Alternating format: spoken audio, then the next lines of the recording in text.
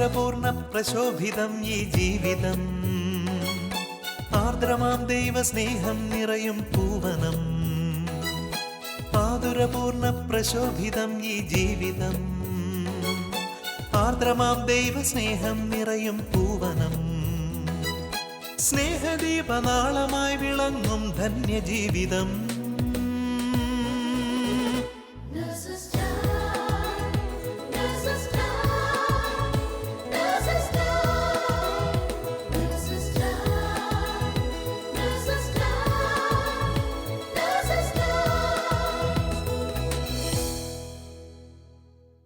ഈശോ മിശിഹായ്ക്ക് സ്തുതിയായിരിക്കട്ടെ. നിങ്ങളെ ഇപ്പോൾ അലട്ടിക്കൊണ്ടിരിക്കുന്നത് എത്ര വലിയ പ്രശ്നമാണെങ്കിലും അതിനുത്തരം കർത്താവായ യേശുക്രിസ്തു മാത്രമാണെന്ന് പറഞ്ഞുകൊണ്ട് ഇന്നത്തെ നഴ്സസ് ടൈമിലേക്ക് എല്ലാവരെയും സ്വാഗതം ചെയ്യുന്നു. ഹെബ്രായർ 11:1 ഇപ്രകാരം പറയുന്നു: വിശ്വാസം എന്നത് പ്രത്യാശിക്കുന്നവ ലഭിക്കുമെന്നുള്ള ഉറപ്പും കാണപ്പെടാത്തവ ഉണ്ട് എന്നുള്ള ബോധ്യവുമാണ്. ഇപ്രകാരമുള്ള അടിയുറച്ച വിശ്വാസ നിമിത്തം ജീവിതത്തിൽ വലിയ അത്ഭുതങ്ങൾക്ക് സാക്ഷ്യം വഹിച്ച ഒരു നഴ്സ് ദമ്പതിമാരെ നമുക്ക് പരിചയപ്പെടാം. രക്ഷിതാവിനെ കാൺക പാപി, രക്ഷിതാവിനെ കാൺക പാപി, നിന്റെ പേർക്കല്ലയോ ക്രൂശിന്മേൽ തൂങ്ങുന്നു, നിന്റെ പേർക്കല്ലയോ ക്രൂശിന്മേൽ തൂങ്ങുന്നു. രക്ഷിതാവിനെ കാൺക പാപി.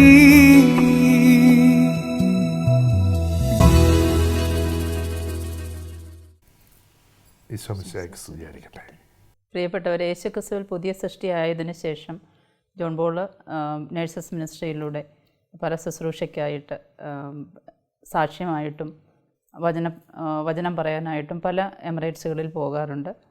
അങ്ങനെ ഒരു ദിവസം ഫുജേറയിൽ ശുശ്രൂഷയ്ക്കായിട്ട് പോയ സമയത്ത് നാട്ടിൽ നിന്ന് അപ്പായും അനിയനും കൂടെ എന്നെ വിളിച്ചിട്ട് പറഞ്ഞു, അമ്മ വളരെ സീരിയസ് ആയിട്ട് ഹോസ്പിറ്റലിൽ അഡ്മിറ്റാണ്, എത്രയും പെട്ടെന്ന് നിങ്ങൾ വന്ന് കാണണം. ഡോക്ടേഴ്സ് പറഞ്ഞു അമ്മ ഇനി മുന്നോട്ടുള്ള ജീവിതം എങ്ങനെയാണെന്നുള്ളത് അറിയില്ല, കാരണം അത്രയ്ക്ക് സീരിയസ് ആണ്, അവർ വെൻറ്റിലേറ്ററിലിടാൻ പോവുകയാണ്, ഒരു പ്രതീക്ഷയില്ല, എത്രയും പെട്ടെന്ന് നിങ്ങൾ വരണം എന്ന് പറഞ്ഞു.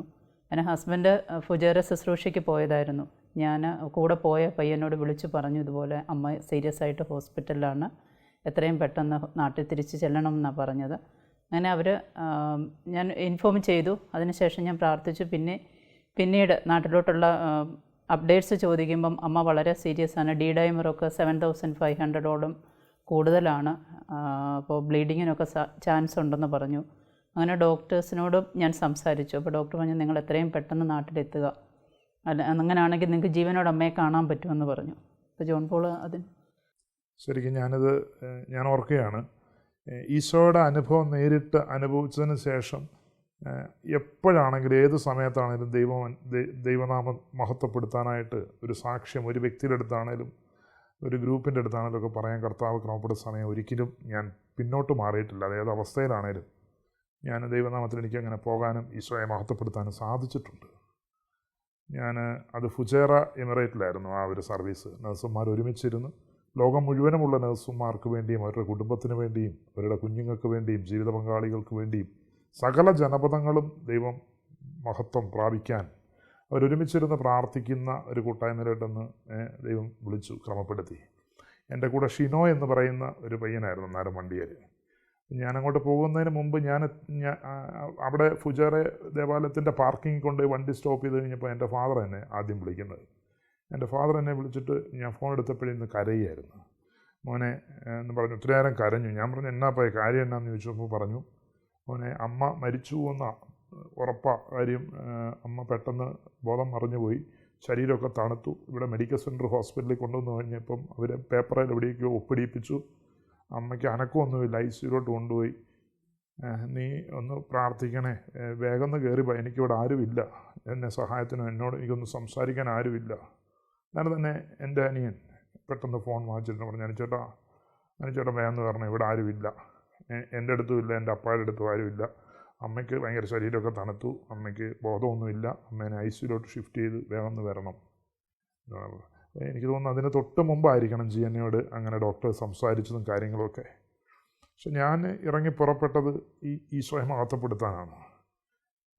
വചനത്തിൽ ഞാൻ വായിച്ചിട്ടുണ്ട്, കർത്താവിൻ്റെ പരിശുദ്ധാത്മ പഠിപ്പിച്ചിട്ടുണ്ട്.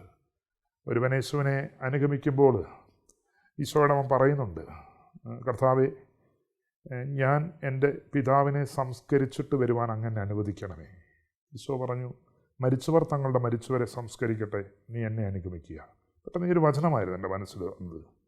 എൻ്റെ ഈശോയെ അനുഭവിച്ച് ഈശോയെ കൂടുതൽ സ്നേഹം അനുഭവിക്കാൻ കഴിഞ്ഞ ആ നാൾ മുതൽ എനിക്ക് എൻ്റെ ജീവിതത്തിൽ ഒന്നാം സ്ഥാനം ഈശോയ്ക്ക് തന്നെയായിരുന്നു. അതുകൊണ്ട് തന്നെ ആ ഒരു ഫോൺ വെച്ച് കഴിഞ്ഞപ്പോൾ ഞാൻ അകത്തോട്ട് ചെന്നു. അപ്പോൾ എൻ്റെ അടുത്ത് ഫുജേറയിലെ ദേവാലയത്തിലെ മലയാളം കമ്മ്യൂണിറ്റി പ്രീസ്റ്റ് വർഗീസ് അച്ഛനായിരുന്നു അന്ന് അവിടെ. അച്ഛൻ ചോദിച്ചു, എന്നാ മോനെ ജോൺ പോൾ എന്ന് ചോദിച്ചു. ഞാൻ പറഞ്ഞു, അച്ഛാ, അമ്മ വളരെ സീരിയസ് ആണെന്നും പറഞ്ഞാണ് വിളിച്ചത്. അപ്പായാണ് പറഞ്ഞത്, ഒത്തിരി കരയുകയൊക്കെ ചെയ്ത്. കാര്യം വൈദികനോടെല്ലാം തുറന്നു പറയണമല്ലോ. ജെറമിയയുടെ പുസ്തകം 3:15 വചനം ഇപ്രകാരം പറയുന്നു, കർത്താവ് അരുളി ചെയ്യുന്നു, ഞാൻ എനിക്കിഷ്ടപ്പെട്ട ഇടയനെ നിങ്ങൾക്ക് ഞാൻ തരും, അവൻ ജ്ഞാനത്തോടെയും വിവേകത്തോടെയും നിങ്ങളെ നയിക്കും. ഈ ഒരു വചനം വായിച്ച അനുഭവം തന്നെയായിരുന്നു അച്ഛനോടെല്ലാം തുറന്നു പറയാനായിട്ട് എനിക്ക് സാധിച്ചത്. മാത്രമല്ല, ഞാൻ ഒരു വൈദികനെ എവിടെ കണ്ടാലും എനിക്ക് എൻ്റെ ഈശോയെ കാണുന്ന പോലെ അനുഭവം കർത്താവിനെ അറിഞ്ഞതിന് ശേഷം എനിക്ക് കിട്ടിയിട്ടുണ്ട്. ദൈവം അനുഗ്രഹിച്ച് ഞാൻ അച്ഛനോട് ഒരു മറയില്ലാതെ എല്ലാം പറഞ്ഞു. എൻ്റെ അനിയൻ കരഞ്ഞു, അച്ഛൻ കരഞ്ഞു. അന്നേരം അച്ഛൻ പറഞ്ഞു, മോനെ, ഇവിടുത്തെ ശുശ്രൂഷയുടെ കാര്യം ഞാനത് നോക്കിക്കോളാം.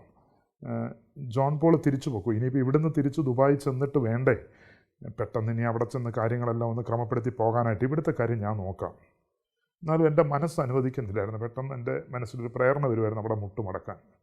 ഞാൻ പെട്ടെന്ന് അച്ഛൻ്റെ മുമ്പിൽ മുട്ടുമടക്കിയിട്ട് പറഞ്ഞു, അച്ഛാ, എനിക്ക് എൻ്റെ അമ്മേനേക്കാളും ഇമ്പോർട്ടൻ്റ് അച്ഛാ ഈശോ. ഈശോയെ മഹത്വപ്പെടുത്താനായിട്ടും സാക്ഷ്യം പറയാനായിട്ടും ദൈവം ക്രമപ്പെടുത്തിയ സമയം അച്ഛാ. നാട്ടിലിരിക്കുന്ന ഈ അമ്മേനെ ഏതവസ്ഥയിലാണ് ഈശോ മാനിക്കും. അച്ഛൻ ദയവ് ചെയ്ത് ആ കൈ ഒന്ന് അച്ഛൻ നിന്ന് പ്രാർത്ഥിക്കാവോ? അന്നേരം തന്നെ അച്ഛൻ എൻ്റെ ശിരസിൽ കരം വെച്ച് പ്രാർത്ഥിച്ചു. കയറുന്നതിന് മുമ്പ് അച്ഛൻ എല്ലാവരോടും പറഞ്ഞു, നേഴ്സുമാരോടെല്ലാവരും പറഞ്ഞു. ആ ശുശ്രൂഷ സമയത്ത് എല്ലാ നേഴ്സുമാരും കരങ്ങൾ ഉയർത്തി എൻ്റെ അമ്മയ്ക്ക് വേണ്ടി പ്രാർത്ഥിച്ചു. പ്രത്യേകിച്ച് വിശുദ്ധ ബലിയുടെ സമയത്ത് അച്ഛൻ പൂമുഖത്തിനും ബലിപീഠത്തിനും മധ്യത്തിൽ നിന്ന് അമ്മയുടെ പേര് പറഞ്ഞ് പ്രാർത്ഥിച്ചു. അത് പറയുമ്പോൾ ഞാനിപ്പോൾ ഓർക്കുക, ജോയൽ പ്രവാചകൻ്റെ പുസ്തകം 2-ാം അധ്യായം 17, 18, 19 പൂമുഖത്തിനും ബലിപീഠത്തിനും മധ്യത്തിൽ നിന്നുകൊണ്ട് കർത്താവിൻ്റെ ശുശ്രൂഷകനായ പുരോഹിതൻ കരഞ്ഞുകൊണ്ട് പ്രാർത്ഥിച്ചു, കർത്താവ്, ഞങ്ങളുടെ ജനത്തെ ശിക്ഷിക്കരുത്, എവിടെയാണ് അവരുടെ ദൈവമെന്ന് ചോദിക്കാൻ ഇടവരുത്തുന്നതിന്. അപ്പോൾ കർത്താവ് പറഞ്ഞു, കർത്താവ് തൻ്റെ ജനത്തോട് കാരുണ്യം കാണിക്കുന്നു. പ്രിയപ്പെട്ട ഈ വചനം ശരിക്കും എൻ്റെ ജീവിതത്തിൽ ആ സമയത്ത് എൻ്റെ കുടുംബത്തിൽ അനുഭവിക്കുകയായിരുന്നു. അപ്പം ഫോണിൽ കൂടെ ഡോക്ടേഴ്സൊക്കെ ഇവരുമായിട്ട് സംസാരിച്ചു. ഞാൻ തിരിച്ച് വീട്ടിൽ വരുന്നു. എനിക്ക് തോന്നുന്നു ജിയാനെ കാണാനും ജിയാനയുടെ അടുത്ത് എന്നെ ഒന്ന് സമാധാനിപ്പിക്കാനായിട്ടൊക്കെ അവിടെ ഒരുപാട് ഫ്രണ്ട്സ് വന്നിരുന്നു, ഒരുപാട് ബ്രദേഴ്സും ഒക്കെ വന്നിരുന്നു. എനിക്കിതൊന്ന് ഓർക്കുന്നുണ്ടെന്ന് തോന്നുന്നല്ലേ. അപ്പോൾ എൻ്റെ അടുത്തൊരു ബ്രദർ പറഞ്ഞു ഒരു കാര്യം ഞാൻ ഇന്നും ഓർക്കുകയാണ്. ബ്രദർ വിഷമിക്കൊന്നും വേണ്ട ജോൺ പോളെ, ഈശോ അവിടുത്തെ കാര്യങ്ങളെല്ലാം ക്രമപ്പെടുത്തിക്കോളും. ദൈവം ക്രമപ്പെടുത്തും, വിഷമിക്കണ്ട. ദൈവസഹായത്താൽ ദൈവാനുഭവം ഒരുപാട് അനുഭവിച്ച ഒരു എക്സ്പീരിയൻസ് എനിക്ക് പറയാൻ പറ്റി. എൻ്റെ ഈശോയ്ക്ക് സാക്ഷ്യം പറയാനായിട്ട് ഈശോയ്ക്ക് വേണ്ടി എവിടെയൊക്കെ ഞാൻ ഓടുന്നു ബ്രദറെ. എൻ്റെ അമ്മയ്ക്ക് വേണ്ടി എന്നാ വേണ്ടതെല്ലാം ഈശോ അവിടെ നോക്കിക്കോളും, എനിക്കതിനകത്ത് ടെൻഷനില്ല. അങ്ങനെയാണ് ഫ്ലൈറ്റ് കയറി ചെല്ലുന്നത്. ഞാൻ വെളുപ്പിനെ ഫ്ലൈറ്റ് എയർപോർട്ടിൽ കൊണ്ടുവിട്ടു. ജിയാന പ്രാർത്ഥിച്ചു. അവിടെ ഒരുപാട് നേഴ്സുമാരെല്ലാവരും പ്രാർത്ഥിച്ചു. ഫുജേറയിലെ നേഴ്സുമാരും മറ്റ് എമിറേറ്റിലെ നേഴ്സുമാരും കുവൈറ്റ് എല്ലാം, എനിക്ക് തോന്നുന്നത് നേഴ്സസ് മിനിസ്ട്രി ഒരുമിച്ച് കൂടി നേഴ്സുമാർക്ക് വേണ്ടി പ്രാർത്ഥിക്കുന്ന എല്ലായിടത്തോട്ടും ഈ ഒരു സന്ദേശം പോയിട്ടുണ്ട്. എല്ലാവരും കരങ്ങൾ ഉയർത്തി തന്നെ പ്രാർത്ഥിച്ചു. ഞാൻ അവിടെ എയർപോർട്ടിൽ എത്തിക്കഴിഞ്ഞപ്പോൾ ആദ്യമേ ഞാൻ വല്ലാർപാടം ദേവാലയത്തിൻ്റെ അങ്ങോട്ടാണ് എയർപോർട്ടിൽ നിന്ന് ഫ്ലൈറ്റ് ഹോസ്പിറ്റലിലോട്ട് പോകുന്നതിന് മുമ്പ് പോകുന്നത്. അന്നെൻ്റെ അപ്പച്ചനും അമ്മയും അനിയനും ഒന്നും മാമോദീസ സ്വീകരിച്ചിട്ടില്ലായിരുന്നു. അവർ ആ ഒരു പഴയകാല വിശ്വാസത്തിൽ. പക്ഷെ അവിടെ ചെന്ന് കഴിഞ്ഞ് ഞാൻ അവിടെ ആ വല്ലാർപാടം ദേവാലയത്തിൻ്റെ മുറ്റത്ത് നിന്നുകൊണ്ട് പറഞ്ഞു, പാലിയത്ത് കുടുംബത്തിലെ ദേവു എന്ന മീനാക്ഷിയെ മേരി എന്ന് വിളിച്ച വല്ലാർപാടത്തമ്മേ, എൻ്റെ അമ്മ മരണത്തിൻ്റെ കിടക്കയിൽ കിടക്കുന്നുവെന്ന് ഞാൻ അറിഞ്ഞു വന്നിരിക്കുകയാണ്.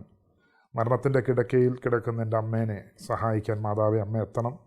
സുധാമണിയെ മേരി എന്ന് വിളിക്കാൻ അമ്മ ഈശോയോട് പ്രാർത്ഥിക്കണേ. ഞാൻ എന്നിട്ട് അവിടെ നിന്ന് പ്രാർത്ഥിച്ച് തിരിയും കത്തിച്ചാണ് ഞാൻ ഹോസ്പിറ്റലിലോട്ട് പോകുന്നത്.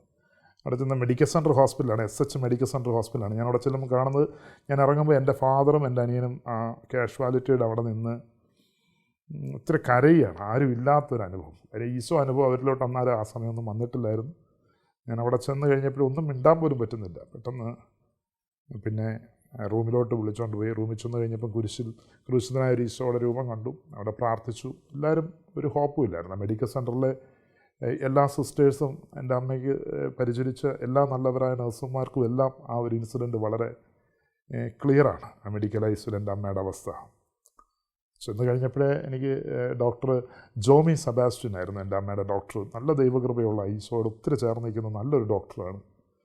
അദ്ദേഹത്തിൻ്റെ വീട്ടിൽ പോയി, അന്ന് ആ സമയത്ത് ഡോക്ടർ അവിടെ ഇല്ലായിരുന്നു. അദ്ദേഹത്തിൻ്റെ വീട്ടിൽ പോയി കാണാനാണ് അനുവദിച്ചത്. ഞാനവിടെ ചെന്ന് കഴിഞ്ഞപ്പം പിന്നെ ഏറ്റവും കൂടുതൽ എനിക്കിപ്പം ഞാൻ ആ ദൈവം നേരിട്ട് വന്നൊരു അനുഭവം ഓർക്കുവാണ്. ഞാനവിടെ ചെന്ന് ഡോക്ടർ ജോമി സെബാസ്റ്റിൻ്റെ വീട്ടിൽ ഞാനും എൻ്റെ ഫാദറും ചെന്ന് കഴിഞ്ഞപ്പം ഡോക്ടർ ഇറങ്ങി വന്ന് ഡോക്ടർ ആ മുറ്റത്ത് നിന്ന് ഞങ്ങൾ മുറ്റത്ത് നിന്നപ്പോൾ എന്നോട് പറഞ്ഞ്, മോനെ നീ ഒരു നേഴ്സാണല്ലോ, ഞാനെന്തിനാണ് കൂടുതൽ പറഞ്ഞു തരണ്ടേ? ഞങ്ങളാൽ കഴിയാവുന്ന മുഴുവൻ ഞങ്ങൾ അമ്മയിൽ ശ്രമിച്ചിരിക്കുന്നു. മെഡിസിൻസ് കൊടുക്കാനായിട്ടെന്ന് പറഞ്ഞു കഴിഞ്ഞാൽ ആൻറ്റിബയോട്ടിക് അല്ലാതെ വേറൊന്നും കൊടുക്കാൻ പറ്റത്തില്ല. കാര്യം ബ്ലഡ് കംപ്ലീറ്റ് ഇൻഫെക്റ്റഡ് ആണ്.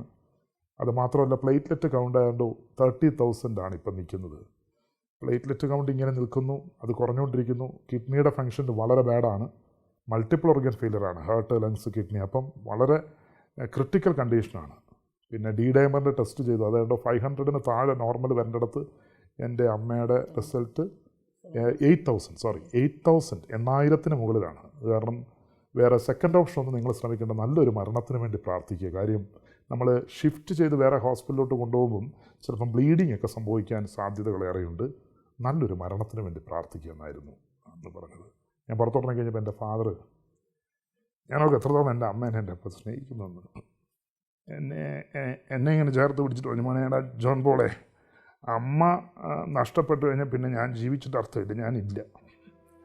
ഞാൻ ഓർക്കുന്നത് എൻ്റെ ഫാദറിന് അത്ര എൻ്റെ അമ്മയോട് ഇഷ്ടമാണെന്നുള്ള അത്ര സ്നേഹിച്ചിരുന്നുവെന്ന് ആ ഒരു സമയത്ത് എനിക്കത് മനസ്സിലാക്കി തന്നു ദൈവം.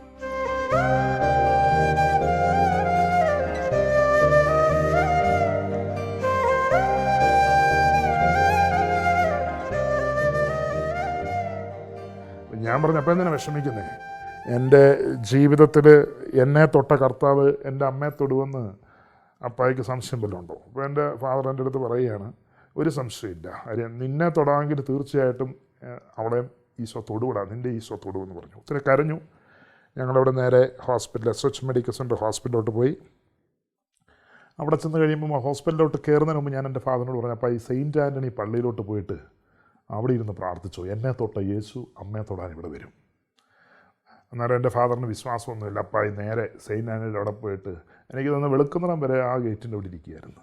കാരണം ഞാൻ റൂമിലോട്ട് പോയി കഴിഞ്ഞിട്ട് പിന്നെ എൻ്റെ അപ്പായനെ പിറ്റേ ദിവസമാണ് കാണുന്നത്.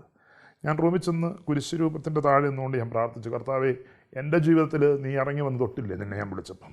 നീ തൊട്ട് കഴിഞ്ഞപ്പം എൻ്റെ ക്ലാസ് ഇതിൽ നിന്നൊക്കെ എനിക്ക് നീ വിടുതൽ തന്നില്ലേ? നീ ഒന്ന് ഇറങ്ങി വന്ന് കുരിശിൽ നിന്ന് ഇറങ്ങി വന്ന ഈ ഹോസ്പിറ്റലിൽ കയറി കഴിഞ്ഞാൽ എത്രയോ വലിയ കാര്യമാണ് കർത്താവേ.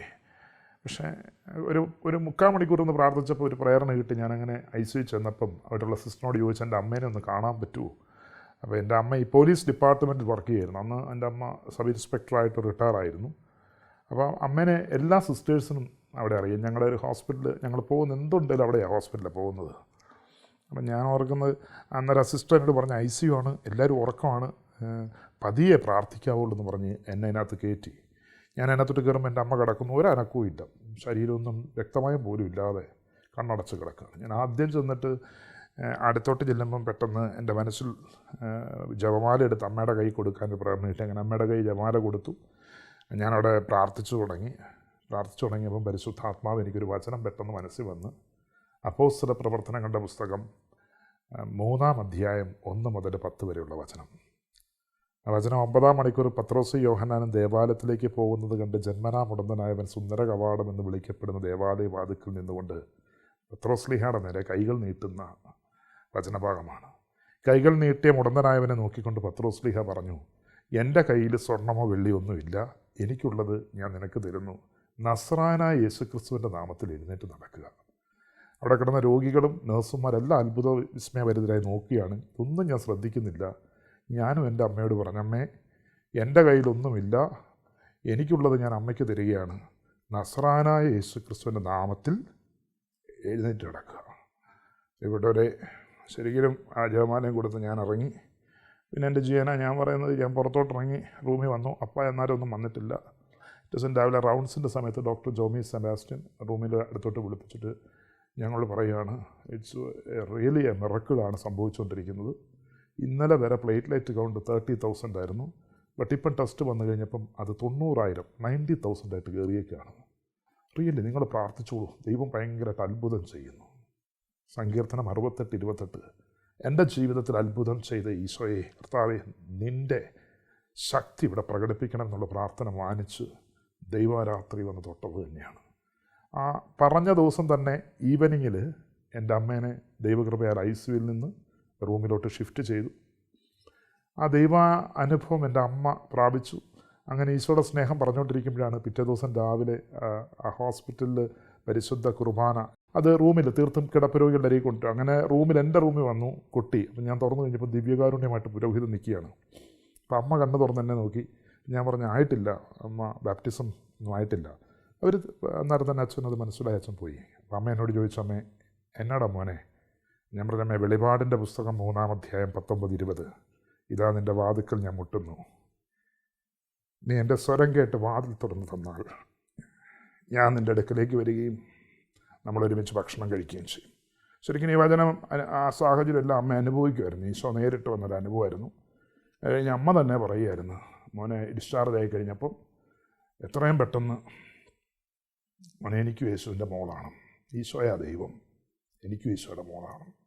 ഞാൻ ഒരിക്കലും എൻ്റെ അമ്മയുടെ അടുത്ത് അമ്മ ഈശോയുടെ മോളാകണം, അല്ലെ അപ്പ ഈശോയുടെ മോനാകണം, അങ്ങനെയൊന്നും ഞാൻ പറഞ്ഞിട്ടില്ല. ദൈവാനുഭവം എൻ്റെ അടുത്ത് ആരും പറഞ്ഞിട്ടില്ല. ഞാൻ നേരിട്ട് അനുഭവിച്ചതാണ് ഈശോയെ. അങ്ങനെ തന്നെ പ്രാർത്ഥിച്ചു. ആ അനുഭവം അവരെ ഒരു പുതിയ സൃഷ്ടിയായിട്ട്, ഒരു പുതിയ ഉത്ഥാനത്തിൻ്റെ മഹത്വം ആ കുടുംബത്തിൽ കൊടുത്തു. അങ്ങനെ ദേവ് എന്ന മീനാക്ഷി പാലിയത്ത് കുടുംബത്തിൽ നിന്നും പരിശുദ്ധ അമ്മ ആ മരണത്തിൻ്റെ കയത്തിൽ നിന്നും ചേർത്ത് പിടിച്ച് മേരി എന്ന് വിളിച്ച പോലെ അതേ ദേവാലയത്തിൽ എൻ്റെ അമ്മേനെയും മേരി എന്ന് വിളിച്ചു, എൻ്റെ ഫാദറിനെ ജോസഫ് എന്ന് വിളിച്ചു, എൻ്റെ അനിയനെ ഇമാനുവൽ എന്ന് വിളിച്ചു. ജിയന പറഞ്ഞ് തുടങ്ങിയ വചനം ഞാൻ ഓർക്കുകയാണ്. അപ്പോസ്തല പ്രവർത്തനങ്ങൾ 16:31. കർത്താവായ യേശു ക്രിസ്തുവിൽ നീ വിശ്വസിക്കുക, നീ നിൻ്റെ കുടുംബം രക്ഷ പ്രാപിക്കും. മകൾ ഈശോയായിട്ട് കടന്ന് ഇങ്ങോട്ട് വന്ന് പ്രാർത്ഥിച്ചു കഴിഞ്ഞപ്പം ഉത്ഥാനത്തിൻ്റെ മഹത്വം അനുഭവിക്കാൻ പറ്റി. ആ അനുഭവം മനസ്സിൽ കൊണ്ടു നടന്ന് കർത്താവിന് വേണ്ടി ഓടി നടന്ന് ഒരു മരണക്കിടക്കയിൽ കിടക്കുന്ന അമ്മയുടെ അരികിലേക്ക് ഓടി ചെന്നപ്പോഴും അതേ ഉത്ഥാനത്തിൻ്റെ മഹത്വം ഹോസ്പിറ്റലിൽ അമ്മയിലേക്ക് ഈശോ കൊടുത്തു, അപ്പായിലേക്കും കൊടുത്തു, അനിയനിലേക്കും കൊടുത്തു. ഇന്ന് മൊത്തം പേരും എൻ്റെ അമ്മ ഇന്ന് ബഹുമാനപ്പെട്ട അലക്സാണ്ടർ കുര്യക്കാട്ടിൽ അച്ഛൻ്റെ കൂടെ ശുശ്രൂഷയ്ക്ക് എവിടെയൊക്കെ വിളിക്കുന്നു, ആരോഗ്യം ഒന്നും നോക്കാൻ എന്ന് വെച്ചാൽ എന്നെക്കാളും നല്ല എനർജറ്റിക്കായിട്ട് ആ സംഭവത്തിന് ശേഷം ഇപ്പം 4 വർഷം കഴിയുന്നു. അമ്മ ഓടി നടന്ന് ശുശ്രൂഷ ചെയ്യുകയാണ്. അച്ഛനും അപ്പായും കൂടെ ഓടി നടന്ന് സാക്ഷ്യങ്ങൾ പറയുന്നു. സഹോദരനാണെങ്കിൽ ദൈവ വേല ചെയ്യുന്നു. ഞങ്ങളുടെ ജീവിതം ജീനയുടെ മമ്മിക്ക് ഒത്തിരി സന്തോഷമായ കാര്യം, ഒരിക്കലും എന്നെ ഉപേക്ഷിക്കാൻ പറഞ്ഞ അതേ നാവ് കൊണ്ട് തന്നെ ബഹുമാനപ്പെട്ട ഞങ്ങളുടെ ദുബായ് സെൻറ്റ് മേരീസ് ദേവാലയത്തിൽ ഞങ്ങളുടെ ആത്മീയ പിതാവായ വർഗീസ് റാഫൻ അച്ഛൻ്റെ മുമ്പിൽ ചെന്ന അമ്മ പറഞ്ഞു, അച്ഛാ ഇതെൻ്റെ മരുമോനല്ല, ഇതെൻ്റെ സ്വന്തം മോനാണ്.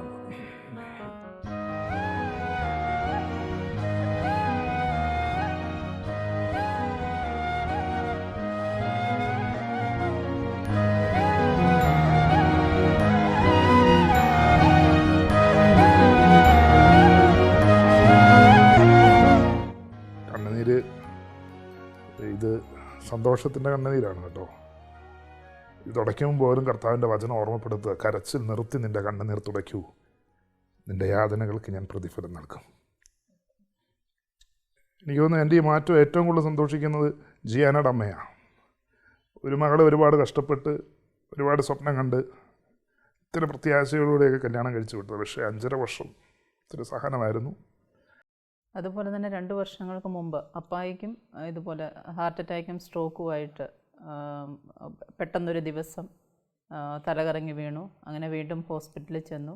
3 ഷോക്ക് കൊടുത്തിട്ടും അപ്പായി റിവേർട്ടായിട്ട് വന്നു. അപ്പോൾ ഒരുപാട് സിഗരറ്റ് വലിക്കുമായിരുന്നു. മദ്യപാനം അങ്ങനെയൊന്നും ഇല്ലായിരുന്നു. പക്ഷേ എപ്പോഴും ചെല്ലുമ്പോൾ ഞാൻ പറയും, അപ്പോൾ ഈശോയുടെ സ്നേഹം വേണ്ടേ അപ്പായി, ഇങ്ങനെ വലിക്കരുത്, ഈശോയ്ക്ക് വിഷമാകും. വചനത്തിൽ അങ്ങനെ പറയുന്നുണ്ട് അപ്പായി, ദുർമോഹം ഗർഭം ധരിച്ച് പാപത്തെ പ്രസവിക്കുന്നു, പാപം വളർച്ച പ്രാപിക്കുമ്പോൾ മരണത്തെ ജനിപ്പിക്കുന്നു. യാക്കോബ് ശ്ലീഹയുടെ പുസ്തകത്തിലെ വചനം അപ്പായി ഇത്. അപ്പായനെ സിഗരറ്റ് വലിപ്പിക്കാൻ പ്രേരിപ്പിക്കുന്ന ഈശോയല്ല, പക്ഷെ അപ്പായനെ ഈശോ പ്രേരിപ്പിക്കും. ദിവ്യകാരുണ്യത്തിൻ്റെ മുമ്പിൽ പോയിരിക്കാൻ പ്രേരിപ്പിക്കും, പള്ളിയിൽ പോയിരിക്കാൻ പ്രേരിപ്പിക്കും, വിശുദ്ധ ഗ്രന്ഥം തുറക്കാൻ പ്രേരിപ്പിക്കും, വചനം വായിക്കാൻ പ്രേരിപ്പിക്കും. ഇവിടെ നടന്നു പോയി സിഗരറ്റ് വാങ്ങിക്കാനും അത് കത്തിക്കാനും ഈശോ പ്രേരിപ്പിക്കത്തില്ല. അപ്പായി ദയവേത് ഇത് ചെയ്യരുത്. ഇവിടെ ഞാൻ കഴിയുന്ന സമയങ്ങളിലൊക്കെ പോകും, പക്ഷെ അപ്പായി ഒരിക്കലും എൻ്റെ മുമ്പിൽ വലിക്കത്തില്ല. എന്നാലും ഇത്ര നാളായിട്ട് വലിച്ച് ശീലമുള്ള ആൾക്ക് വലിക്കാതിരിക്കാൻ പറ്റാത്തൊരവസ്ഥ വരുമ്പോൾ അങ്ങനെ പോയി വലിക്കും, വീടിൻ്റെ സൈഡിലൊക്കെ ഒന്ന് വലിക്കും. അങ്ങനെ ഒരു സുപ്രഭാതത്തിൽ ഞാനിങ്ങനെ വീട്ടിലിരിക്കുകയാണ്, ജിയാന ഡ്യൂട്ടിയിലായിരുന്നു. പെട്ടെന്ന് അങ്ങനെ ഫോൺ എടുക്കത്തില്ല, കാര്യം ഞാനും എൻ്റേതായിട്ടുള്ള ചില സാഹചര്യങ്ങളിലൂടെ കടന്നു പോകുന്നുണ്ട്. അപ്പോൾ എനിക്ക് ചില സമയത്ത് ഫോൺ എടുക്കാൻ പറ്റത്തില്ല, കാര്യം ഞാൻ CPAP മെഷീനൊക്കെ ചില സമയങ്ങളിൽ യൂസ് ചെയ്യുന്നുണ്ട്. അപ്പം ഞാനിങ്ങനെ ആ CPAP മെഷീനൊക്കെ കിടക്കുമ്പോൾ പെട്ടെന്ന് എൻ്റെ വീട്ടിൽ നിന്ന് ഫോൺ വരുമോ. ഞാനങ്ങനെ ആ മെഷീൻ യൂസ് ചെയ്യുമ്പോൾ അങ്ങനെ ഫോൺ എടുക്കാറില്ല, പക്ഷെ എന്തോ ഒരു പ്രേരണ കിട്ടി, ഞാനത് അന്നേരം പെട്ടെന്ന് ആ ഫോൺ എടുത്തു. അന്നേരം എൻ്റെ ഫാദർ എന്നോട് പറയുന്നത്, അമ്മ വാവിട്ട് കരയുക, വേറെ ആരും വീട്ടിലില്ല. എൻ്റെ അനിയൻ അന്നേരം ദുബായിലാണ്, ജിയനെ ഡ്യൂട്ടിക്ക് വെക്കുന്നത്, ഞാൻ ഒറ്റയ്ക്ക് മുറിയിൽ. അമ്മ വാവിട്ട് കരഞ്ഞിട്ട്, മോനെ അപ്പായുടെ മുഖം കണ്ണടഞ്ഞു പോകുന്നു, അപ്പായിക്ക് എന്തോ സംഭവിച്ചു എന്ന് പറഞ്ഞു. ഞാൻ എന്നതാ അമ്മ, ആരെങ്കിലും ഫോൺ ചെയ്യാൻ പറഞ്ഞു. അന്നേരം അമ്മ പറഞ്ഞ്, ഫോൺ ചെയ്യാനായിട്ട് ഞാൻ ഇത് കണ്ടോ, അപ്പായി കിടക്കുന്ന കണ്ടോ, അപ്പായുടെ മുഖമൊക്കെ കൂടിപ്പോകുന്നു. ഞാൻ പറഞ്ഞു ഫോൺ അപ്പായുടെ കൊടുക്കാൻ പറഞ്ഞു. അപ്പായി എന്നോട് ആ ഫോൺ വാങ്ങിച്ചിട്ട് എന്നോട് പറഞ്ഞ കാര്യം ഇതാണ്, ജോൺ ബോളെ കണ്ണിൽ ഇരുട്ട് കയറുന്നു,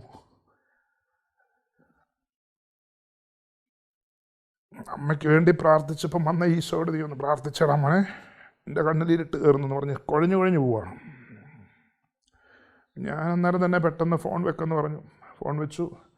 ഞങ്ങൾക്കറിയാവുന്ന SH മെഡിക്കൽ സെൻ്ററിൽ ഒരു സിസ്റ്ററുണ്ട്, എൻ്റെ ഫാദറിൻ്റെ വീടിൻ്റെ അടുത്തുള്ളതാണ് ആ സിസ്റ്റർ. ആ സിസ്റ്ററിനെ പെട്ടെന്ന് വിളിച്ചപ്പോൾ ആ സിസ്റ്റർ വേളാങ്കണ്ണിക്ക് പോകാനായിട്ട് നിൽക്കുക. അപ്പോൾ ആ സിസ്റ്റർ ഫോൺ എടുത്തു. ആ സിസ്റ്റർ ഫോൺ എടുത്തു കഴിഞ്ഞപ്പോൾ ഞാൻ കാര്യം പറഞ്ഞപ്പോൾ എന്നോട് പറഞ്ഞു, ബ്രദർ ഒന്നുകൊണ്ട് വിഷമിക്കേണ്ട, ഞാനിപ്പം തന്നെ SH മെഡിക്കൽ സെൻ്ററിൽ എമർജൻസി വിളിച്ച് പറയാം, അപ്പായനെ അങ്ങോട്ട് കൊണ്ടുവരാനായിട്ടുള്ള കാര്യം ചെയ്തു. അവർ ഡോക്ടർ ജോമി സെബാസ്റ്റ്യനെ അറിയിക്കും, ഞങ്ങളുടെ ഫാമിലി ഡോക്ടറാണ് ജോമി സെബാസ്റ്റ്യൻ, അദ്ദേഹത്തെ അറിയിക്കുമെന്ന് പറഞ്ഞു. ഞാൻ ഇവിടെ ഇരുന്നുകൊണ്ട് തന്നെ, എൻ്റെ അമ്മയ്ക്ക് ഫോൺ പോലും ചെയ്യാൻ പറ്റുന്നില്ല, ഞാൻ ഇവിടെ ഇരുന്നുകൊണ്ട് തന്നെ ഫോൺ ചെയ്തപ്പം നാട്ടിലോട്ട് വിളിച്ചു. അങ്ങനെ രതീഷ് എന്ന് പറഞ്ഞ ഞങ്ങളുടെ കുടുംബത്തിൽ അങ്ങനത്തെ പോലുള്ളൊരു പയ്യനുണ്ട്. ആ പയ്യനെ വിളിച്ചു പറഞ്ഞ പയ്യൻ പെട്ടെന്ന് വണ്ടിയായി. അപ്പായുടെ ആ ഒരു ഇരിപ്പ് കണ്ടിട്ട് അവൻ അകപ്പാടെ വിഷമിച്ച് വാവിട്ട് കരഞ്ഞുകൊണ്ടാണ് അപ്പായനെ എടുക്കുന്നത്. അപ്പായിക്ക് വീണിടത്തുനിന്ന് എഴുന്നേക്കാൻ മേലാത്തൊരവസ്ഥയായിരുന്നു. അവിടുന്ന് എടുത്ത് തോളത്തിട്ട് മുണ്ട് പോലും ഉടുക്കാൻ മേലാത്തൊരവസ്ഥയായിരുന്നു. തോളത്തിട്ടുകൊണ്ട് SH മെഡിക്കൽ സെൻ്ററിൽ ചെല്ലുന്നു. പിന്നെ എനിക്കൊന്നും അറിയത്തില്ല, ഞാൻ ഇവിടെ നിന്ന് പ്രാർത്ഥിക്കുകയായിരുന്നു, കർത്താവേ മരിച്ചവർ തങ്ങളുടെ മരിച്ചവരെ സംസ്കരിക്കും, എന്നാലും കർത്താവേ ഞാൻ നിന്നെ അനുഗമിക്കും, ഞാനൊരിക്കലും ഈ നിന്നെ നിന്ന് പുറത്തോട്ട് പോകത്തില്ല, ഞാൻ നിനക്ക് വേണ്ടി തന്നെ ഓടിക്കൊണ്ടിരിക്കുക കർത്താവ്, അവിടെ എന്ത് സംഭവിച്ചാലും ഞാൻ നിന്നെ വിട്ട് പിരിയത്തില്ലെന്ന് പറഞ്ഞ് ഞാൻ വചനം തുറക്കുമ്പോൾ എനിക്ക് കിട്ടിയ വചനം ഇതായിരുന്നു. പൗലോസിൻ്റെ കരങ്ങൾ വഴി ദൈവം അസാധാരണമായ അത്ഭുതങ്ങൾ പ്രവർത്തിച്ചു കൊണ്ടിരുന്നു. അവൻ്റെ ശരീരസ്പർശമേറ്റ തുവാലകളും അംഗവസ്ത്രങ്ങളും അവർ രോഗികളുടെ അടുത്ത് കൊണ്ടുവന്നു. രോഗം സുഖം പ്രാപിക്കുകയും അശുദ്ധാത്മാക്കൾ അവരെ വിട്ട് പുറത്തു പോവുകയും ചെയ്തു. അന്നേരം തന്നെ എനിക്ക് ഉറപ്പായിരുന്നു എൻ്റെ അപ്പായിക്കൊന്നും പറ്റത്തില്ലെന്ന്. പെട്ടെന്ന് കുറച്ച് കഴിഞ്ഞപ്പം 2-3 മണിക്കൂർ കഴിഞ്ഞപ്പം എന്നെ കറുകച്ചാലുള്ള ജെയിംസ് എന്ന് പറഞ്ഞൊരു ചേട്ടൻ, എൻ്റെ വീട്ടിലെ ഫാമിലി കസിനാണ്, അദ്ദേഹം ഫോൺ ചെയ്തു. ചേട്ടൻ എന്നോട് പറഞ്ഞു, മോനെ പ്രതീക്ഷ വെക്കണ്ട, ഞാൻ പറയുന്നത് ജോൺ ബോളിന് മനസ്സിലാവുമല്ലോ, എൻ്റെ അടുത്ത് ഡോക്ടറുണ്ട്, ഞാൻ ഫോൺ കൊടുക്കാം. ഒരു ലേഡി ഡോക്ടറായിരുന്നു. ആ ഡോക്ടർ ഫോൺ വാങ്ങിച്ചിട്ട് എന്നോട് പറഞ്ഞു, നിങ്ങൾ എത്രയും പെട്ടെന്ന് കയറി വരിക, ഹോപ്പ്ലെസ് ആണ്, ഞാൻ കൂടുതലൊന്നും ഇനി പറയുന്നില്ല, പ്രതീക്ഷ വേണ്ട, ഞങ്ങൾക്ക് 100% 1% പോലും പ്രതീക്ഷയില്ല, സോ എത്രയും പെട്ടെന്ന് കയറി വരാനുള്ള കാര്യങ്ങൾ നോക്കുക എന്ന് പറഞ്ഞിട്ട് അവർ ഫോൺ വീണ്ടും ആ ബ്രദറിലേക്ക് കൊടുത്തു. എന്നോട് അദ്ദേഹം പറഞ്ഞു, മോനെ എത്രയും പെട്ടെന്ന് ഇമ്മാനുവലിനെ നീ എങ്ങനെയും കൺവൈൻസ് ചെയ്ത് അറിയിക്കുക, ആളെ കിട്ടത്തില്ലടാ മോനെ, കണ്ണൊന്നുമില്ല, മറിഞ്ഞുപോയി, പിന്നെ ആ ശരീരത്തിൽ വെച്ച് ഷോക്കടിക്കുന്ന കണ്ടു എന്നൊക്കെ പറഞ്ഞു. കാർഡിയോളജി ഡോക്ടറും പറഞ്ഞു എന്ന് പറഞ്ഞു. ലേറ്റംബറിപ്പോൾ ഞാൻ ആ ബൈബിൾ അടച്ചിട്ട് വീണ്ടും ഞാനത് തന്നെ തുറന്നു. എനിക്ക് കിട്ടിയ വചനം അത് തന്നെയായിരുന്നു. അപ്പോസ്തല പ്രവർത്തനങ്ങളുടെ പുസ്തകം. പൗലോസിൻ്റെ കരങ്ങൾ വഴി അസാധാരണമായ അത്ഭുതങ്ങൾ ദൈവം പ്രവർത്തിച്ചു കൊണ്ടിരുന്നു. ഞാൻ വിശ്വസിച്ചു. ആകാശവും ഭൂമിയും കടന്നു പോകും, എൻ്റെ വചനം കടന്നു പോവുകയില്ല എന്ന് പറഞ്ഞ അതേ വചനം. അവൻ രക്തത്തിൽ മുഖ്യ മേലങ്കി ധരിച്ചിരിക്കുന്ന അവൻ്റെ നാമം ദൈവവചനമെന്നാണ്. വെളിപാട് 19:13. വിശുദ്ധ യോഹന്നാൻ 1:4 അവന് ജീവനുണ്ട്. ജീവനുള്ള രക്തത്തിൽ മുഖ്യ മേലങ്കി ധരിച്ചിരിക്കുന്ന യേശു വചനത്തിലൂടെ പറഞ്ഞു രോഗം സുഖപ്പെടുവൻ തന്നെ. ഞാൻ വിശ്വസിച്ചു. പ്രിയപ്പെട്ടവരെ, ഞാൻ അവിടെയുള്ള ഡോക്ടേഴ്സിനെ വിളിച്ചു, അവരെല്ലാം ഹോപ്പേഴ്സ് പറഞ്ഞു. അങ്ങനെ പറഞ്ഞ് 2 മണിക്കൂർ കഴിഞ്ഞപ്പോൾ എന്തോ ഒരു ചെറിയ ചലനം വെച്ച് അങ്ങനെ ഐസിയിലോട്ട് കൊണ്ടുപോയെന്ന് പറഞ്ഞു. ഡോക്ടർ ജോമി സെബാസ്റ്റ്യൻ വന്നു, വിളിച്ചു, പ്രാർത്ഥിക്കാൻ പറഞ്ഞു, പ്രാർത്ഥിച്ചു. അത്ഭുതമെന്ന് പറയട്ടെ പ്രിയപ്പെട്ടവരെ, ഈ ഫാദറിന് ഹാർട്ട് അറ്റാക്കും സ്ട്രോക്കും കൂടെ ഒരുമിച്ചാണ് വന്നത്. ഹാർട്ട് അറ്റാക്കും സ്ട്രോക്കും വന്ന് സീറ്റ് ചെയ്തപ്പം അത് അങ്ങനെ വളരെ കോംപ്ലിക്കേറ്റഡായി. ഷോക്ക് 2 പ്രാവശ്യം ഡെലിവറി ചെയ്തു, അങ്ങനെ ICU കൊണ്ടുപോയി. പക്ഷേ ഇവിടുന്ന് ഫ്ലൈറ്റ് കയറുന്നതിന് മണിക്കൂറുകൾക്കുള്ളിൽ തന്നെ ദൈവമായ കർത്താവ് എൻ്റെ അപ്പാനെയും അമ്മേനെ എഴുന്നേൽപ്പിച്ച പോലെ തന്നെ കിടക്കയിൽ നിന്ന് എഴുന്നേൽപ്പിച്ചു. ഒരു മനുഷ്യൻ പോലും കണ്ടാൽ പറയത്തില്ല ആ വ്യക്തിക്ക് സ്ട്രോക്ക് വന്നാണ്. ഒരു ഭാഗവും തളർന്നിട്ടില്ല, കൈക്കൊക്കെ നല്ല ബലമാണ്, ഓടി നടക്കുകയാണ് അമ്മയുടെ കൂടെ നിന്ന് ശുശ്രൂഷ ചെയ്തുകൊണ്ട്.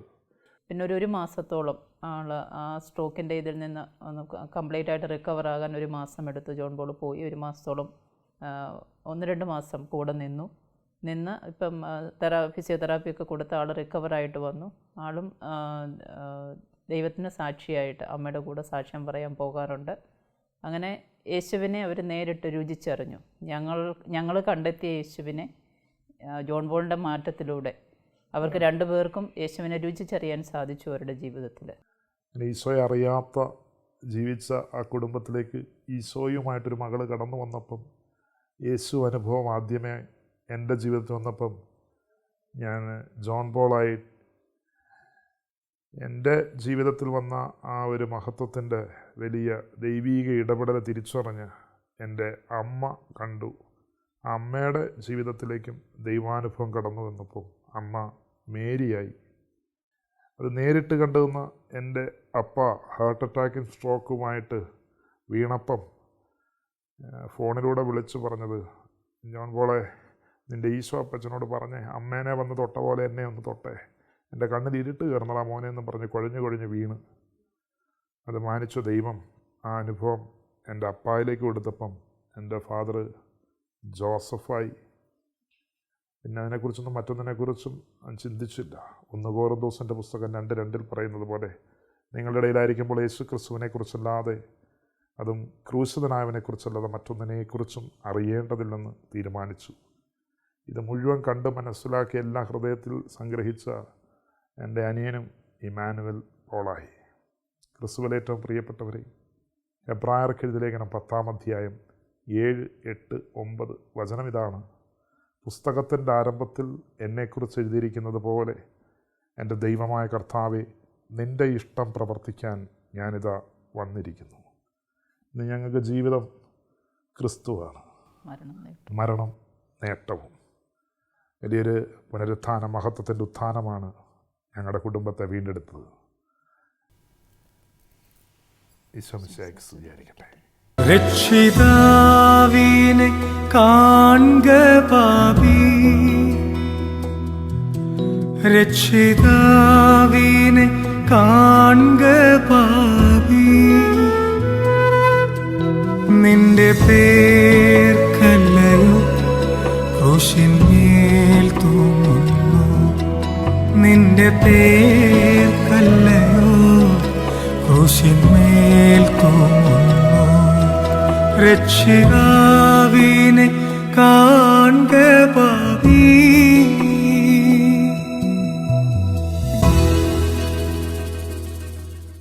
വിശുദ്ധ മർക്കോസിൻ്റെ സുവിശേഷം 16:17 നാം ഇപ്രകാരം വായിക്കുന്നുണ്ട്: വിശ്വസിക്കുന്നവരുടെ കൂടെ ഈ അടയാളങ്ങൾ ഉണ്ടായിരിക്കും. അവർ എൻ്റെ നാമത്തിൽ പിശാചുക്കളെ ബഹിഷ്കരിക്കും, പുതിയ ഭാഷകൾ സംസാരിക്കും, അവർ സർപ്പങ്ങളെ കയ്യിലെടുക്കും, മാരകമായ എന്ത് കുടിച്ചാലും അതവരെ ഉപദ്രവിക്കുകയില്ല. അവർ രോഗികളുടെ മേൽ കൈകൾ വയ്ക്കുകയും അവർ സുഖം പ്രാപിക്കുകയും ചെയ്യും. ഈ വചനങ്ങളെ അന്വർത്ഥമാക്കുന്ന ഒരു ജീവിത സാക്ഷ്യമാണല്ലോ നാം ഇപ്പോൾ കേട്ടത്. ദൈവം നമ്മൾക്ക് ഓരോ ചുമതലകൾ നൽകുമ്പോൾ അത് ദൈവഹിതമനുസരിച്ച് ചെയ്തു തീർക്കുവാനുള്ള കൃപയും അവിടുന്ന് നമുക്ക് നൽകുന്നുണ്ട്. നാം ഓരോ രോഗികൾക്ക് വേണ്ടിയും പ്രാർത്ഥിക്കുമ്പോൾ തളർവാദ രോഗിയെ കൊണ്ടുവന്നവരുടെ വിശ്വാസ നിമിത്തം അവനെ സൗഖ്യപ്പെടുത്തിയ കർത്താവ് നമ്മുടെ രോഗിയെയും സൗഖ്യപ്പെടുത്തുന്നു. ഉറപ്പുള്ള വിശ്വാസം മാത്രമാണ് അതിനാവശ്യം. നാം ശുശ്രൂഷിക്കുന്ന ഓരോ രോഗിയും നമ്മിലൂടെ ദൈവസ്നേഹത്താൽ നിറയുവാനും സൗഖ്യം പ്രാപിക്കുവാനുമുള്ള കൃപയ്ക്കായി ലോകമെമ്പാടുമുള്ള എല്ലാ നഴ്സുമാരെയും അവരുടെ കുടുംബാംഗങ്ങളെയും പരിശുദ്ധ അമ്മയുടെ വിമല ഹൃദയം വരിയായി ഈശോയ്ക്ക് നമുക്ക് സമർപ്പിക്കാം. ഓരോ നഴ്സും ഒരു വിശുദ്ധനായി, ഒരു വിശുദ്ധയായി തീരട്ടെ. ദൈവമാതാവും ഞങ്ങളുടെ അമ്മയുമായ കന്യകാമറിയമേ, ഫാത്തിമാനാഥേ, എന്നെയും എൻ്റെ കുടുംബത്തെയും തിരുസഭയെയും മാനവകുലത്തെയും ലോകമെമ്പാടുമുള്ള നേഴ്സുമാരെയും അങ്ങേ വിമല ഹൃദയത്തിന് പ്രതിഷ്ഠിക്കുന്നു. അങ്ങേ ശക്തിയുള്ള സംരക്ഷണത്തിൽ ഞങ്ങളെ കാത്തുകൊള്ളണമേ. അങ്ങ് ഞങ്ങളുടെ നാഥയും സംരക്ഷകയുമാകണമേ. ആത്മീയവും ശാരീരികവുമായ സകല അപകടങ്ങളിലും ക്ലേശങ്ങളിലും നിന്ന് ഞങ്ങളെ രക്ഷിച്ചുകൊള്ളണമേ. എല്ലാറ്റിലും ദൈവേഷ്ടം കണ്ടെത്തി നിറവേറ്റുവാനും യേശുവിൻ്റെ തിരുഹൃദയത്തിന് പ്രീതികരമായ വിധത്തിൽ ജീവിച്ച് സ്വർഗഭാഗ്യത്തിലെത്തിച്ചേരുവാനും കാരുണ്യനാഥേ, ഞങ്ങളുടെ സ്നേഹമുള്ള അമ്മേ, ഞങ്ങളെ സഹായിക്കണമേ. ആമേൻ.